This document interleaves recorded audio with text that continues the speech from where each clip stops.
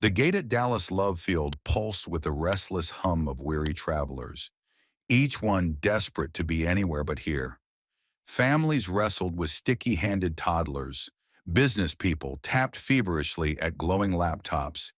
And overhead, a lifeless voice droned delay after delay, as though each announcement drained the airport's spirit a little more. Yet none of this mattered to Staff Sergeant Tiana Brooks. Not today. Today, everything was different. Today, she was going home.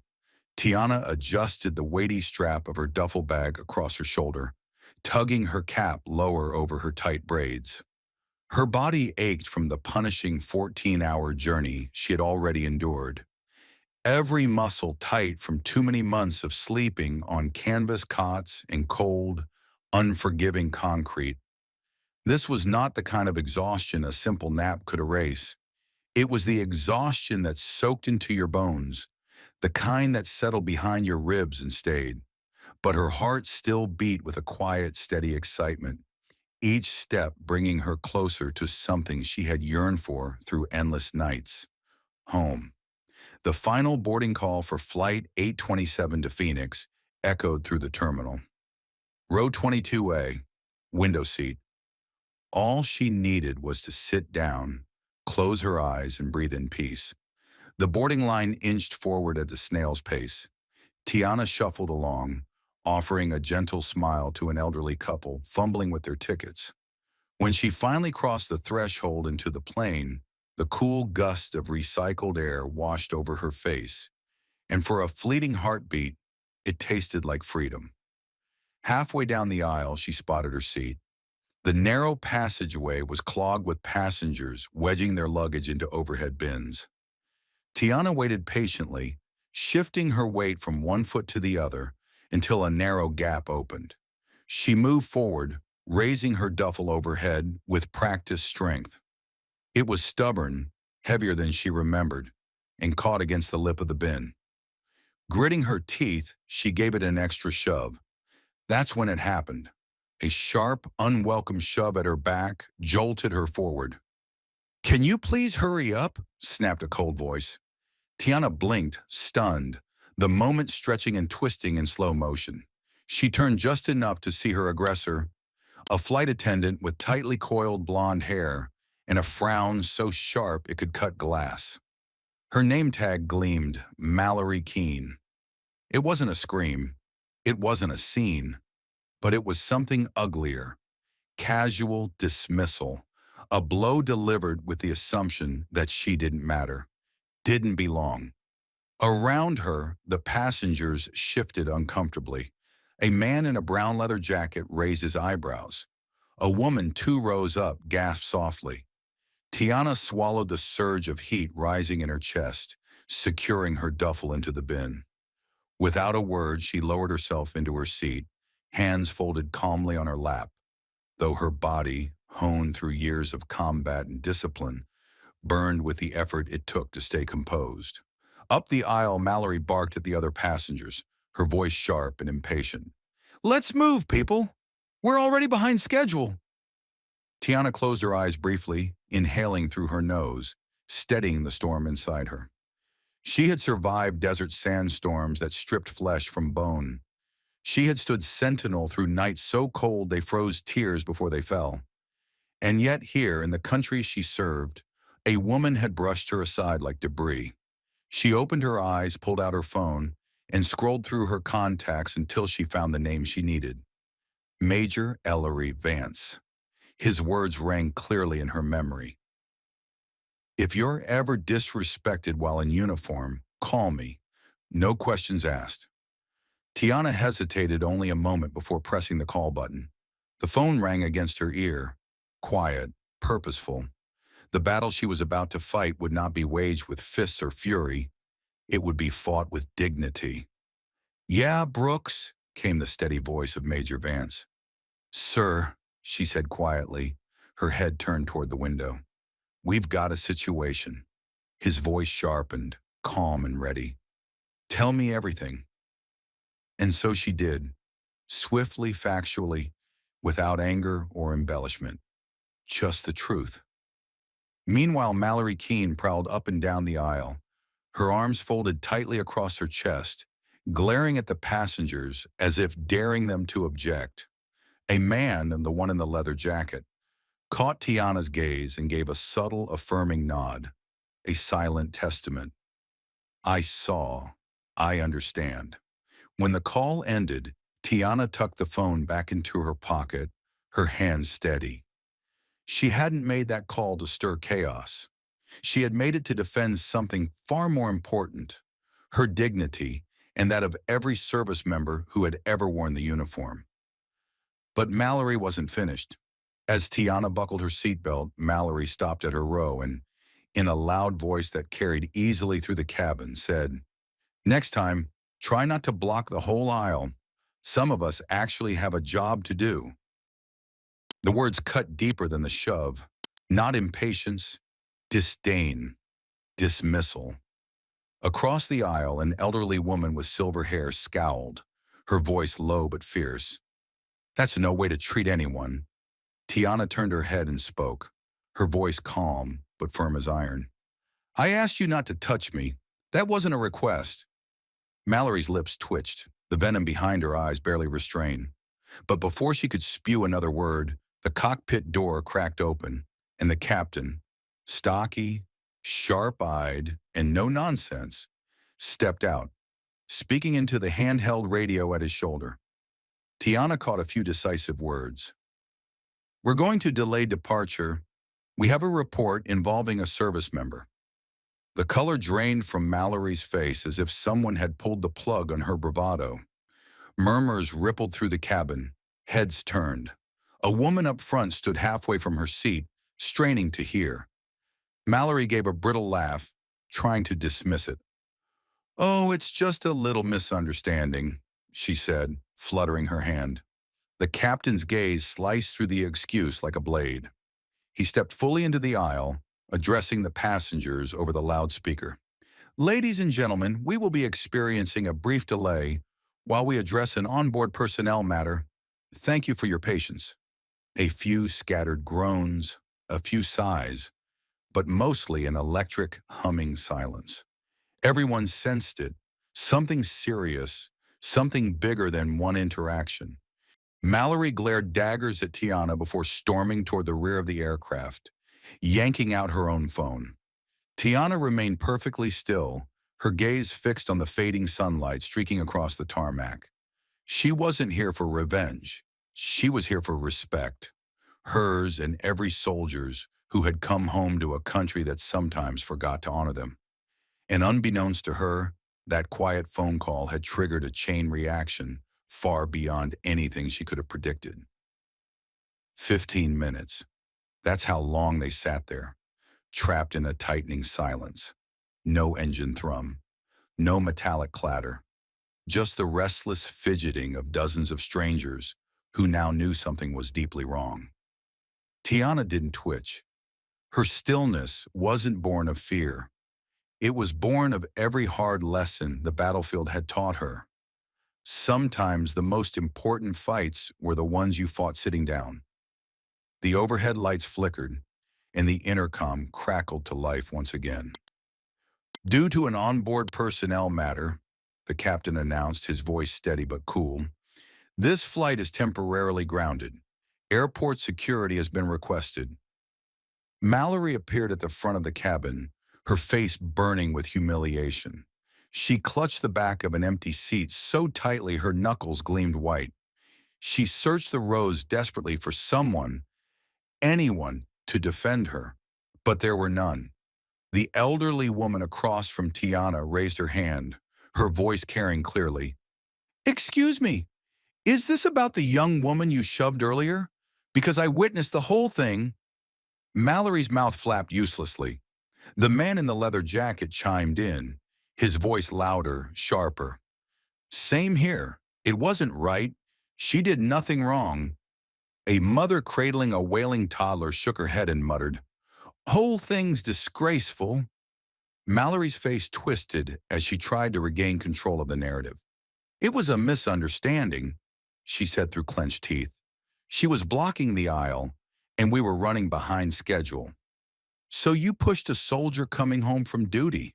The silver-haired woman snapped back, her words slicing through the heavy air. Real classy welcome. Before Mallory could scramble for another excuse, a trio of uniformed airport security officers boarded. Two men and one woman, moving with quiet, unshakable authority. They conferred briefly with the captain, then turned toward the cabin, and the real reckoning began. The lead officer, a tall black man with a smooth-shaved head and a gleaming badge that read, Sergeant Merritt, stepped into the center aisle and addressed the passengers. "Good afternoon, folks," he said, his voice firm yet respectful. "We're conducting an investigation regarding an incident involving a member of the United States military. Please remain seated as we gather statements." A tension rippled through the cabin like a sudden cold front. Whispers crackled from row to row, electric and sharp. Mallory's face drained of what little color she had, her fingers frantically fidgeting with the hem of her navy blazer. The officers moved first toward Tiana. "Ma'am," Sergeant Merritt said, his tone low and professional, "would you be willing to step forward and speak with us privately?" Tiana lifted her chin and nodded once. Her movements were precise, deliberate, the kind of discipline honed through countless drills that taught her to stand unwavering, no matter the weight pressing against her.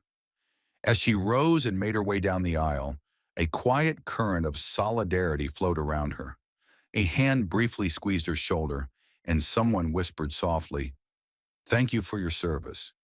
Tiana didn't need gratitude, but that fleeting touch reminded her she wasn't invisible. Not today. The officers guided her to a small open area near the galley, just shy of the cockpit door. Though the buzz of the anxious passengers behind them remained, the space up front seemed cloaked in a heavy, almost reverent stillness. Sergeant Merritt spoke with careful evenness. "We received a report of inappropriate physical contact and verbal harassment. We just need your account, ma'am." Tiana gave a curt nod. "The flight attendant shoved me while I was loading my bag," she began, her voice steady. "I asked her not to touch me. She raised her voice, berated me in front of everyone. After that, I returned to my seat and made a phone call to report the incident." The female officer beside Merritt, Officer Delgado, her nameplate catching the fluorescent light, scribbled swift notes into a small pad. "Did any threats occur? Did the situation escalate further?" Delgado asked. "No, ma'am," Tiana replied. "No threats. I didn't engage after the initial incident." Sergeant Merritt exchanged a glance with his team, a silent communication filled with understanding, and offered Tiana a small nod, a wordless thank you for her composure. "Would you be willing to provide a formal statement for airline management?" he asked. "Yes, sir," Tiana said, her answer firm, without the slightest hesitation. At that moment, the captain approached, clutching a sleek tablet. His face was taut with restrained frustration, though his voice stayed level. "Miss Brooks, on behalf of the airline, I sincerely apologize.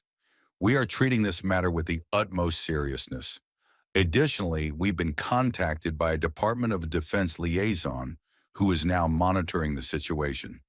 Hearing that, Mallory, standing rigidly just a few feet away, visibly tensed, her arms crossing tightly over her chest. Tiana gave a polite nod but remained silent. She wasn't here for apologies. She was here for accountability. The captain continued, "We are grounding this aircraft until the situation is properly addressed. Management is en route from the terminal. In the meantime, Sergeant Merritt's team will be taking statements from the passengers." Tiana moved aside to let them work. It didn't take long. Witness after witness confirmed her account. Some even volunteered details she hadn't mentioned. An elderly woman with a crown of silver hair spoke clearly, her voice slicing through the tension. "She shoved that soldier like she was nothing, and when she was called out for it, she got louder." A man in a battered leather jacket chimed in, his voice rough but resolute. "Nobody deserves that, especially someone who just served their country." Mallory, standing near the beverage cart, fidgeted with mounting anxiety. No one spoke in her defense. No sympathetic glances, only a silence that grew heavier with each passing second. Finally, two men from airport management arrived, clad in dark navy jackets, their laminated badges bouncing with each step. Their faces were grim, their expressions leaving little room for doubt. One, an older man with graying temples and deep-set eyes, pulled Mallory aside. Though Tiana couldn't catch every word, fragments floated through the air. Serious misconduct, pending suspension, removal from duty. Mallory's composure crumbled visibly. She tried to argue, but her voice cracked like glass under pressure. Passengers watched, unmoving, as she was escorted off the plane by security.